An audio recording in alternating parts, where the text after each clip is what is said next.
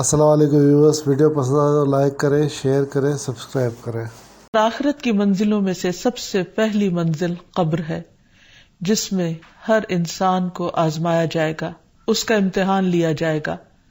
ایک تو بڑا امتحان ہے قیامت کے دن، لیکن ایک چھوٹا امتحان ہے قبر کے اندر بھی۔ اس زندگی میں بھی انسان کا ایک امتحان ہو رہا ہے اور دیکھا یہ جا رہا ہے کہ کون ٹھیک کر رہا ہے اور کون غلط، اور پھر اس کے بعد قبر میں بھی اس کا ایک ٹیسٹ ہے۔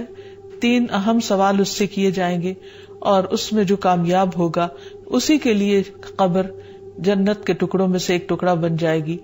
رسول اللہ صلی اللہ علیہ وسلم نے یہ بھی فرمایا کہ اللہ کی قسم، میں نے جتنے بھی مناظر دیکھے، جتنے سینز دیکھے ہیں، قبر کا منظر ان سب سے زیادہ ہولناک ہے، خوفناک ہے۔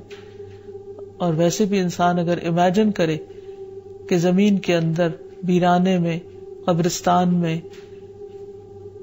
کئی فٹ زمین کے اندر نیچے اندھیری کوٹھڑی، جس میں انسان کا لحاف بھی مٹی ہے اور اس کا بچھونا بھی مٹی ہے، اور وہاں کسی قسم کی کوئی لائٹ بھی نہیں، کوئی پنکھا نہیں، کچھ بھی نہیں، تو وہ کیسا منظر ہوگا۔ تو نبی صلی اللہ علیہ وسلم نے سچ فرمایا کہ میں نے اس سے زیادہ ہولناک منظر کوئی اور نہیں دیکھا۔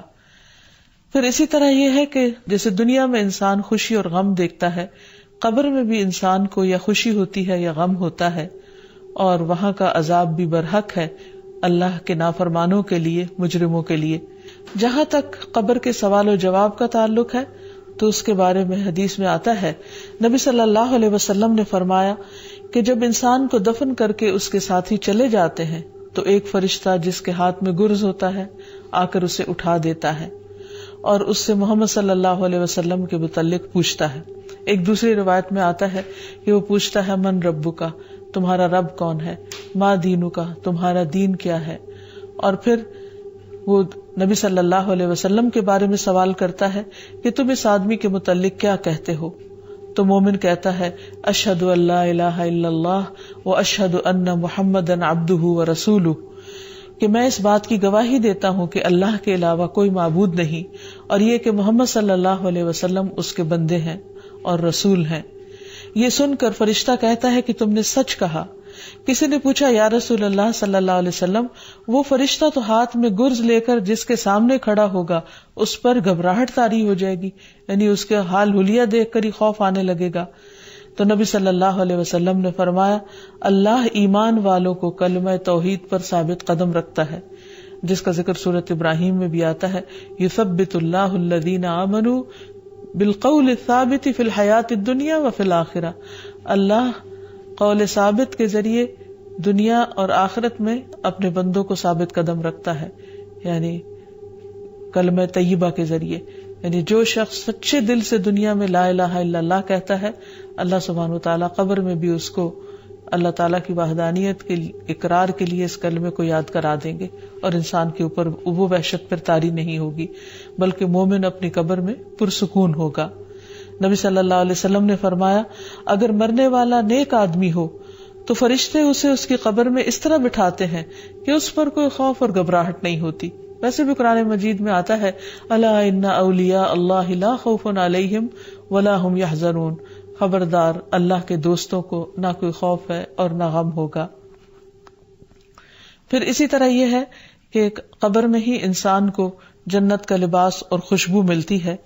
جب مومن درست جواب دیتا ہے تو ایک آواز لگانے والا آواز لگاتا ہے کہ میرے بندے نے سچ کہا، بس اس کے لیے جنت کا بستر بچھا دو، اس کے لیے جنت میں ایک دروازہ کھول دو، اسے جنت کے کپڑے پہنا دو۔ پھر جنت کی ہوا اور خوشبو اس کے پاس آتی ہیں اور اس کی قبر حد نگاہ تک کشادہ کر دی جاتی، یعنی کھلی کر دی جاتی ہے۔ جنت کے دروازوں میں سے ایک دروازہ کھول کر اسے اس کی آخری قیام گاہ، یعنی جنت میں اس کا جو گھر ہے وہ دکھا دیا جاتا ہے، اور اسے بتایا جاتا ہے کہ یہ ہے وہ جگہ جو اللہ سبحانہ تعالیٰ نے تمہارے لیے تیار کر رکھی ہے۔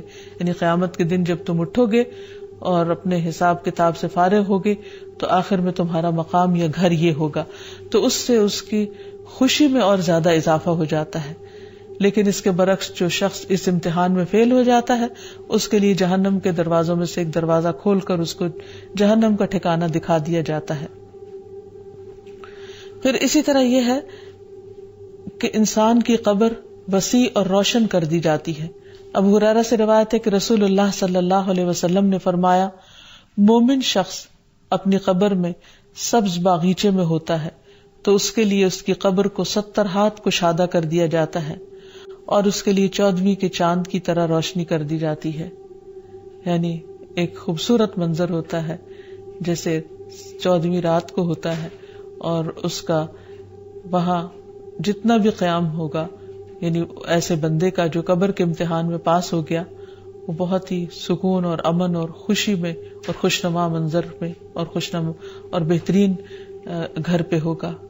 تو اس سے پتہ یہ چلتا ہے کہ جو شخص ایمان کے ساتھ عمل صالح کرتے ہوئے دنیا سے رخصت ہوگا، ایمان پر ہی اس کا خاتمہ ہوگا اور وہ قبر کے امتحان میں کامیاب ہو جائے گا، اس کے لیے قبر کو کشادہ کر دیا جائے گا اور ایک بہترین منظر ہوگا اس گھر میں.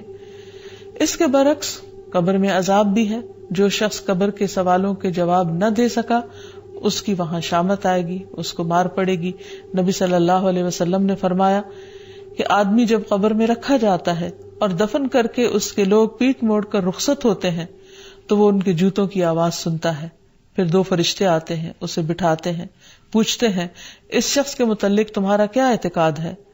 کافر یا منافق یہ جواب دیتا ہے کہ مجھے نہیں معلوم، میں نے لوگوں کو ایک بات کہتے ہوئے سنا، میں بھی کہتا رہا. پھر اس سے کہا جاتا ہے کہ نہ تو نے کچھ جانا اور نہ پڑھا. اس کے بعد لوہے کے ہتھوڑے سے اس کے دونوں کانوں کے درمیان بڑے زور سے مارا جاتا ہے اور وہ اتنے بھیانک طریقے سے چیختا ہے کہ 2 بوجھوں یعنی انسان اور جن کے علاوہ ارد گرد کی ساری مخلوق اس کی چیخ سنتی ہے. پھر اسی طرح جہنم سے لباس اور بستر آتا ہے. آسمان سے منادی آواز لگاتا ہے، اس نے جھوٹ بولا، اس کے لیے آگ کا بستر بچھا دو، آگ کا لباس پہنا دو. پھر جہنم کا دروازہ کھول دیا جاتا ہے، قبر کو تنگ کر دیا جاتا ہے. اس شخص پر اندھا بہرا فرشتہ مقرر کر دیا جاتا ہے جو اس پر سزا دینے کے لیے مسلط ہوتا ہے تاکہ اس پر کسی قسم کا کوئی رحم نہ کھائے. اور پھر قبر میں اس کی نیند کی کیفیت کے بارے میں آتا ہے کہ اس سے کہا جاتا ہے کہ تم منحوش کسی نیند سو جاؤ. اور منحوش کی نیند کا مطلب ہے ایسا آدمی جسے کیڑے مکوڑے اور سانپ ڈستے اور نوچتے رہتے ہیں اور اس پر قبر تنگ کر دی جاتی ہے، تو جس کرب میں وہ مبتلا ہوتا ہے اور اس میں وہ جو سوتا ہے اس نیند کی طرف اشارہ ہے. رسول اللہ صلی اللہ علیہ وسلم نے فرمایا، قبر آخرت کی پہلی منزل ہے، اگر وہاں نجات مل گئی تو بعد کے سارے مراحل آسان ہو جائیں گے، اور اگر وہاں نجات نہ ملی تو بعد کے سارے مراحل دشوار ہو جائیں گے، یعنی مشکل ہو جائیں گے. ایک یہودی عورت حضرت عائشہ رضی اللہ تعالی عنہا کے پاس آئی اور اس نے عذاب قبر کا ذکر چھیڑ دیا اور کہا کہ اللہ تجھے عذاب قبر سے محفوظ رکھے. اس پر حضرت عائشہ رضی اللہ تعالی عنہا نے رسول اللہ صلی اللہ علیہ وسلم سے عذاب قبر کے بارے میں دریافت کیا. آپ نے اس کا جواب دیا کہ ہاں، عذاب قبر حق ہے، یعنی واقعی ہے. تو حضرت عائشہ نے بیان کیا کہ پھر میں نے کبھی ایسا نہیں دیکھا کہ آپ صلی اللہ علیہ وسلم نے کوئی نماز پڑھی ہو اور اس میں عذاب قبر سے اللہ کی پناہ نہ مانگی ہو. یعنی ہمیشہ آپ صلی اللہ علیہ وسلم ہر نماز میں اللہ سبحانہ تعالیٰ سے دعا کرتے کہ وہ عذاب قبر سے محفوظ رکھیں.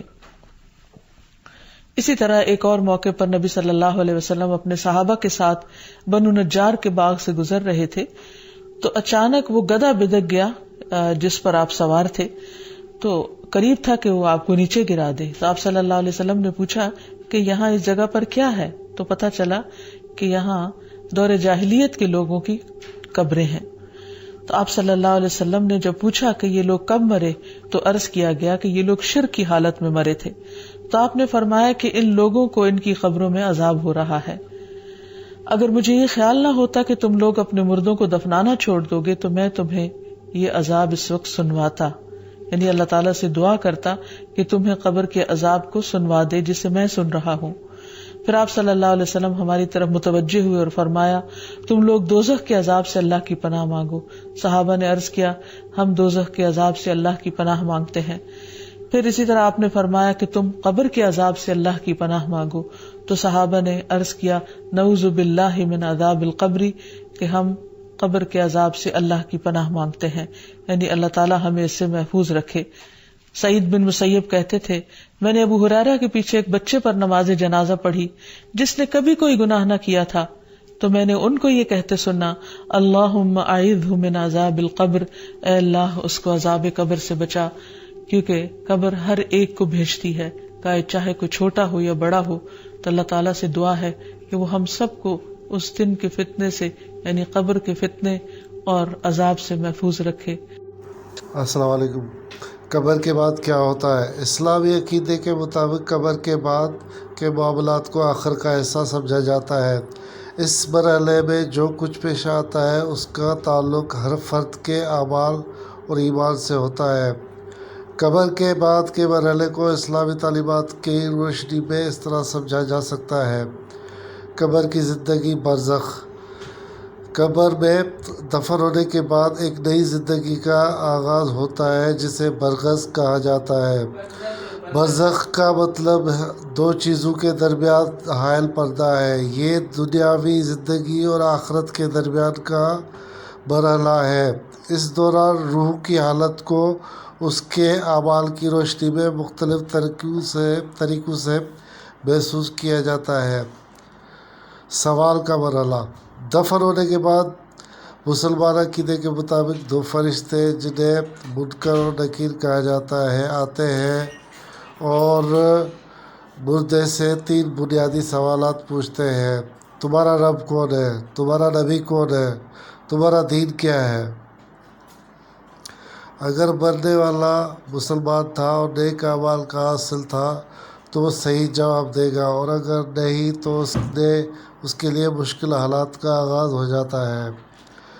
قبر کی نعمتیں یا عذاب۔ نیک اعمال کرنے والوں کے لیے قبر جنت کا باغیچہ بن جاتی ہے اور وہ آرام و سکون کی زندگی حالت میں ہوتے ہیں۔ انہیں برزخ میں راحت و آرام ملتا ہے اور وہ قیامت کا انتظار کرتے ہیں۔ گنہگاروں کے لیے قبر تنگ اور مشکلات سے بھرپور ہوتی ہے، انہیں عذاب قبر کا سامنا کرنا پڑتا ہے۔ قیامت اور حشر کا انتظار۔ برزخ کی حالت قیامت تک جاری رہتی ہے۔